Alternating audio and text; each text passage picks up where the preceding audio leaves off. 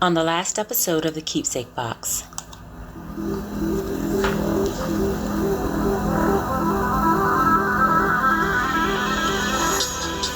Mom came into my bedroom one night and told me that things were about to change. Ron had decided to follow his dream of becoming a preacher. She told me that she would be picking up extra hours as Ron would not be working until he found a church that would allow him to preach. Mom also told me that I would need to step up a little. Since she would be working extended hours, she needed me to do more of the cooking and cleaning. A part of me was relieved. I used to cook with Grandma all the time, and I was fairly certain that I could cook better than Mom. I didn't mind picking up the slack around the house, but I was troubled by the other aspect of the situation. I couldn't make myself comfortable with the idea of Ron becoming a preacher. He didn't seem like the preacher type. I was young, but I was very much aware that Ron did a lot of ungodly things. In addition to the drinking, Ron also cursed a lot. Otherwise, I knew that he and Mom were fornicating, as I had heard them on several occasions. Ron was in stark contrast to everything that I had been taught to value in a man of the cloth, and that made me uncomfortable. But when I thought about it, Mom did say that I had a one-dimensional view of life. Maybe religion wasn't as cut and dry as I thought.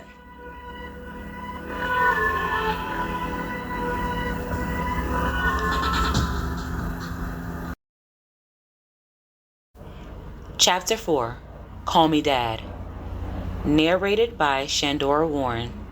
Music by Epidemic Sound. Shortly after moving in with Ron, something unexpected happened. Mom discovered that she was pregnant with my little sister. I have to admit that I was a little excited. The prospect of having a baby sister sounded fun.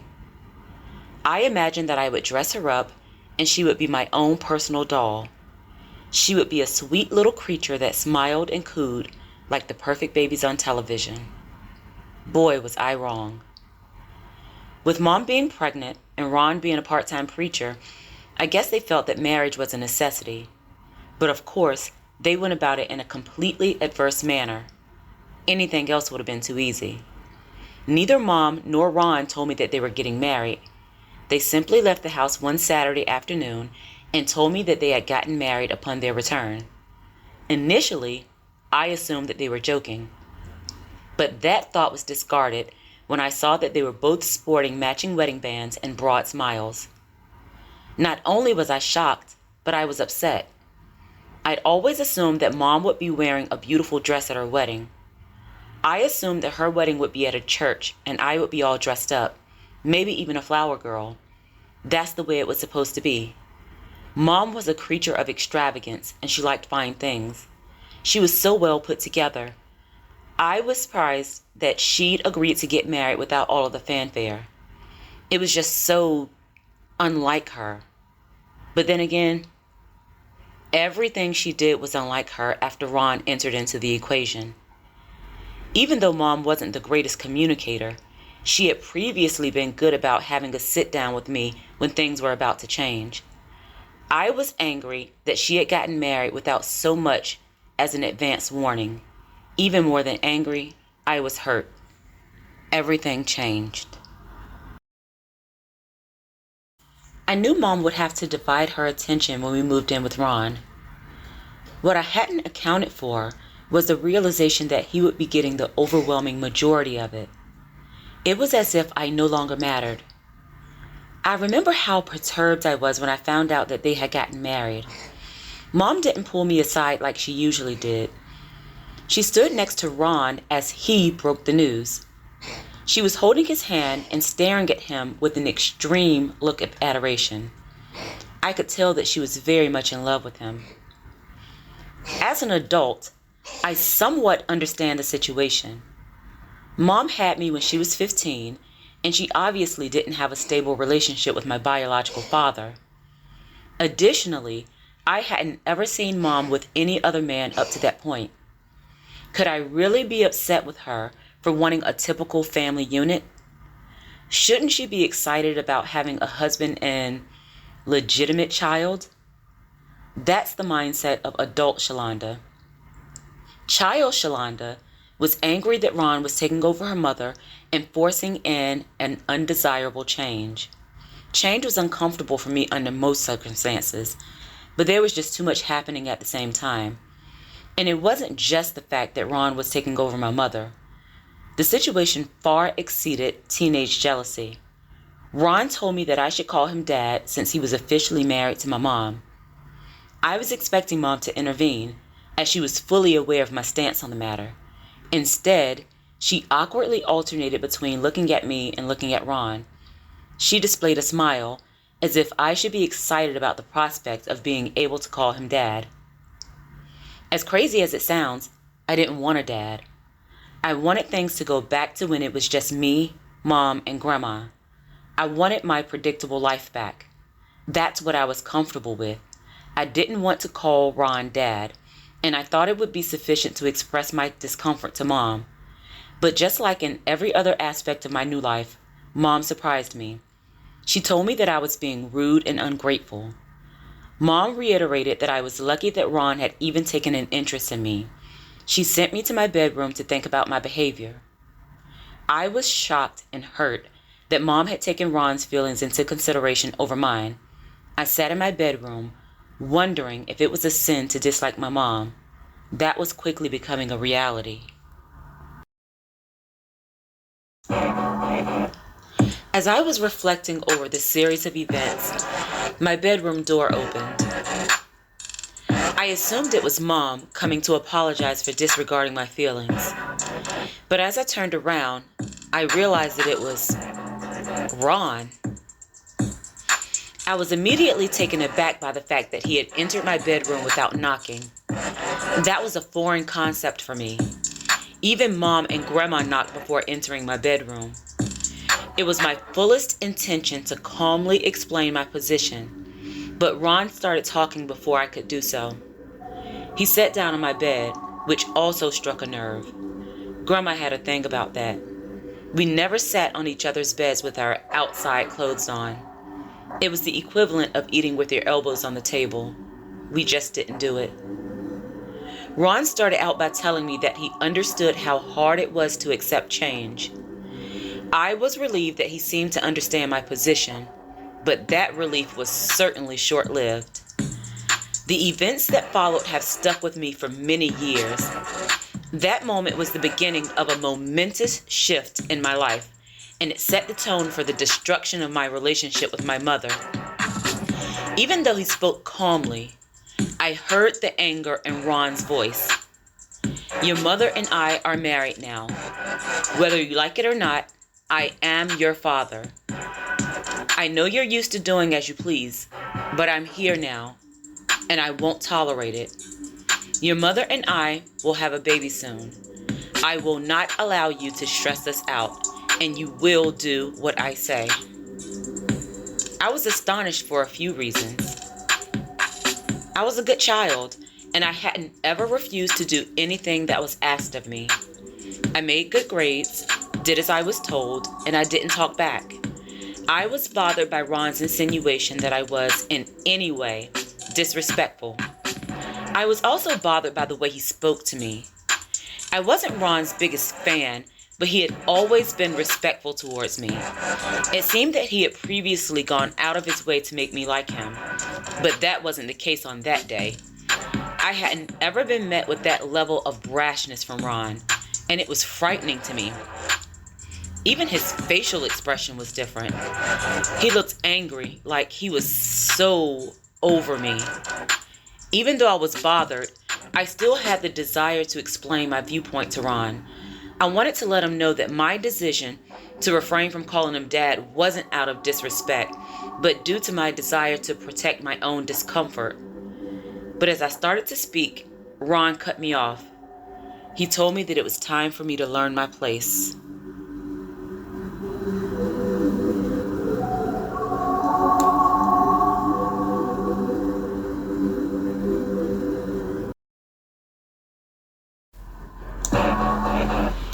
I moved towards the door, as I thought the conversation had reached the point where Mom needed to get involved.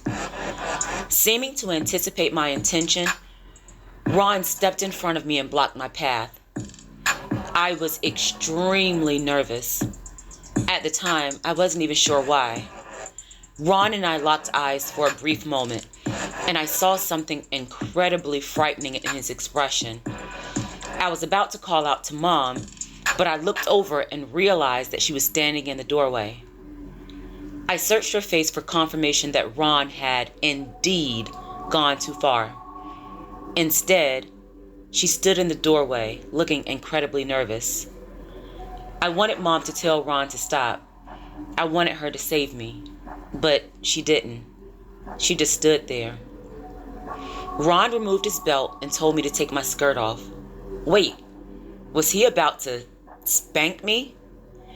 I couldn't ever remember a time that I had received a spanking.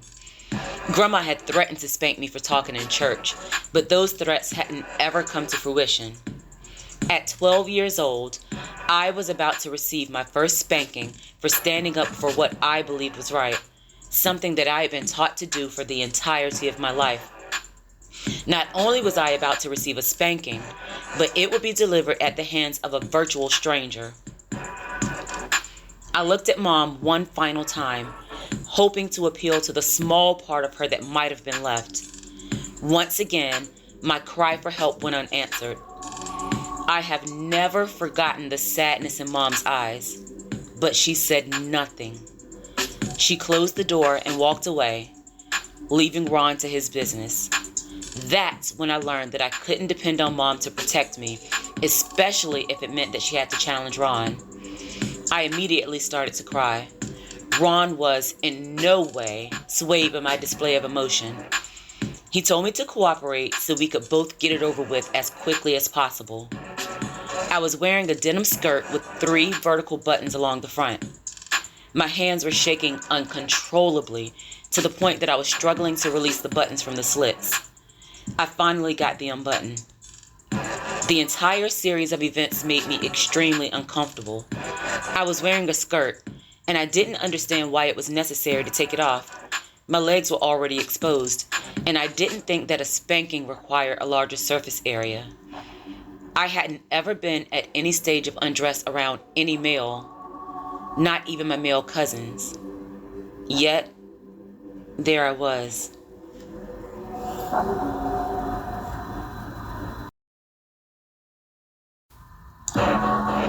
I removed my skirt. I neatly placed it on my bed. How was it going to go? Would I be expected to lie across Ron's lap? Would I stand up? I was confused about the process of receiving a spanking. I stood there shivering, partly from the chill in the air and partly from the incredible amount of fear that I was experiencing. Ron looked down at my underwear. "Take those off," he said. I gasped in shock. Why would he expect me to take off my underwear? Up until that moment, it had been ingrained in me to never let a male see me undressed, especially not without my underwear. But I didn't see any way out of the situation. Ron was in control, and I couldn't depend on Mom to save me. I removed my underwear and neatly placed them on top of my skirt. Ron sat on the bed and motioned for me to come over to him. At that point, I wasn't sure if I was more bothered by the anticipation of the spanking or the fact that my bare bottom was exposed in front of a man. I slowly walked towards him, ensuring that my hands were kept over my pubic region. I guess I was moving too slowly because Ron jumped up and grabbed my wrist. He pulled me towards him and pulled my body down as he sat back on the bed. I wasn't expecting a countdown, but I wasn't prepared for how quickly Ron started to hit me. He struck me a few times and pulled me up by my arm. For a brief moment, I was relieved. Although it was painful, it was brief. That wasn't so bad, I thought. But just like everything else, I was surprised by what was to come. Ron threw me onto the bed and flipped me onto my stomach. He placed his left knee on my back and started spanking my butt and thighs with his belt. I squirmed under the weight of his body, but he was just too heavy. After a few seconds, I stopped resisting and allowed him to beat me. Struggling against him seemed futile, as I was certainly at a physical disadvantage. I screamed into my pillow and waited for it to be over. That's all I could do. The entire spanking may have taken 5 minutes, but it seemed to have lasted forever. After releasing his knee from my back, Ron instructed me to get up. I did as I was told. He told me to stand in front of him while he sat down on my bed. I was still nude from the waist down. Ron forcefully grabbed my arm and pulled me towards him. "Have you learned your lesson?" he asked. I answered yes, through sporadic gasps for air. "What are you going to call me?" he asked. And even though calling him Dad was at the very bottom of the things I wanted to do that day, I had indeed learned my lesson. With all of the dread in my spirit, I quietly said, "Dad." As if that wasn't hard enough, Ron said, "Tell your daddy you love him." More tears began to surface as I said, "I love you, Dad." "No, say I love you, Daddy," he said. I repeated the words, totally devoid of emotion. Without any further interaction, Ron turned and walked away. That was the first of many beatings. I looked into the mirror. I had several welts on my thighs, some of which were laced with tiny speckles of blood. I retrieved my underwear from the bed. In that moment, they became synonymous with the spanking, and I never wanted to see them again. I rolled them up and placed them at the very bottom of my trash can. I tossed my skirt into the dirty clothes hamper and put on another one that was made of cotton.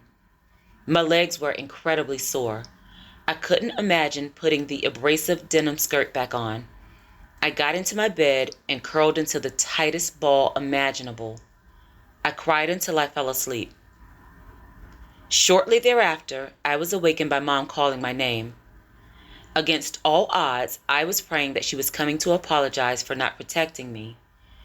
While Mom hadn't technically spanked me, I felt that she had been complicit in the act by allowing Ron to go too far. She had to have known that. I heard footsteps coming towards my door, and I pretended to be asleep. I lifted my head when I was sure it was Mom. She peeked in and told me that it was time for dinner. Nothing more. I was livid. I washed my hands and sat at the kitchen table. Mom brought a plate to Ron, who was also seated at the table. Ron glanced over to Mom, and she shook her head. She asked me to come into the kitchen. Mom told me that I would be expected to make my own plate from that point forward. I said, "Yes, ma'am," and watched her walk away with her plate. Although I didn't mind making my own plate, I was bothered by the realization that Mom's insistence was obviously at Ron's request. I didn't understand how she had suddenly become so weak. I made a plate for myself and sat down at the kitchen table. Ron blessed the food as he did every other night. He and Mom conversed normally, as if nothing had happened, as if he hadn't just physically abused me. I looked down at my plate, careful not to make eye contact with either of them. Midway through the meal, Ron called my name, breaking the awkward interaction, or lack thereof. "I was just thinking," he said. "Your mom works very hard, and this pregnancy is going to be rough on her. From now on, it will be your job to make dinner and bring us our plates. It's time for you to pull your weight around here." "Yes, sir," I said. I continued to look down at my plate for the duration of the meal. I went into my bedroom for the remainder of the night, deciding that it was best for me to stay there until it was time for church the next morning. When I awakened the next morning, I realized that the side effects of spankings last far longer than the actual event. I walked into the bathroom that was attached to my bedroom. I removed my nightgown to survey the residual damage from the spanking. Some of the welts had developed light scabs, and there was a bruise on my back where Ron had placed his knee. I looked over and realized that someone had placed a tube of antibiotic ointment on the counter. I sarcastically thought, "Thanks for your concern, Mom." I stepped into the shower.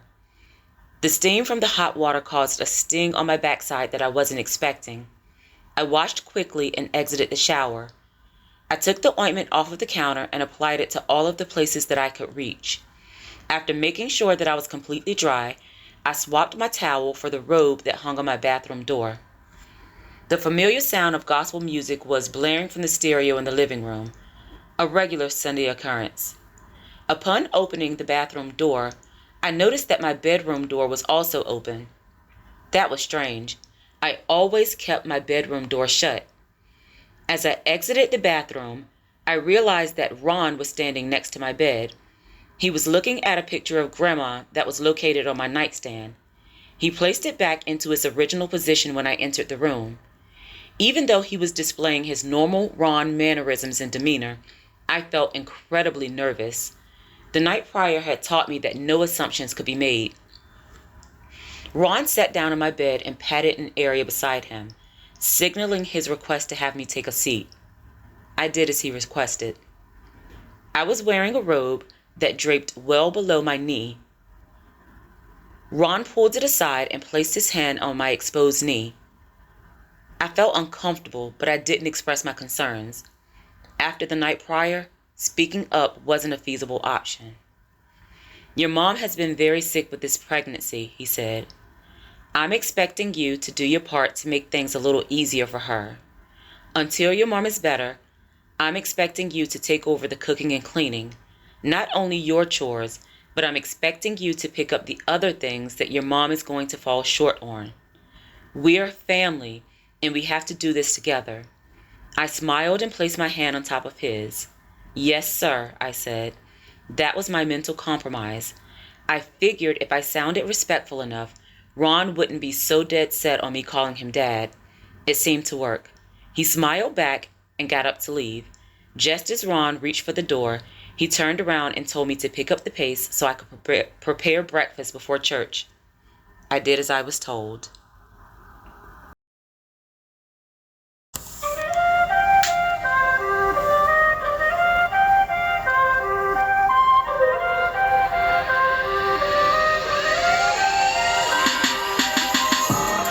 Thank you so much for listening.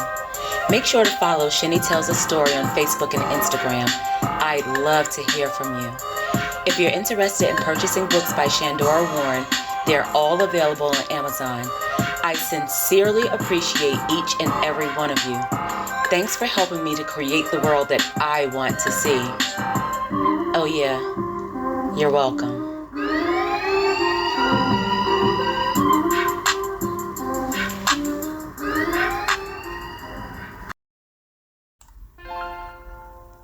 Shine, little girl.